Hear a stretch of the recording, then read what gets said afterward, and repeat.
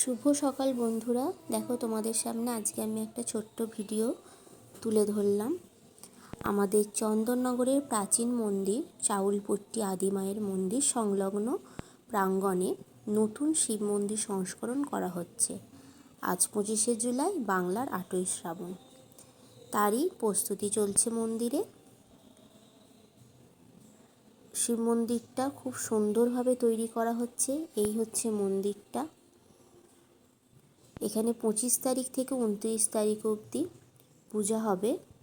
তো শেষে দেখবে তোমাদের একটা চার্ট দেওয়া আছে, সেখানে সমস্ত কিছু সেখানে পূজার সমস্ত কিছু দেওয়া আছে। আপনারা চাইলে আসতে পারেন, খুব ভালো লাগবে, একবার এসে দেখবেন। এই হচ্ছে চার্টটা, কখন পূজা শুরু হবে, কখন হোম হবে, কখন আরতি হবে, সমস্ত কিছু দেওয়া আছে।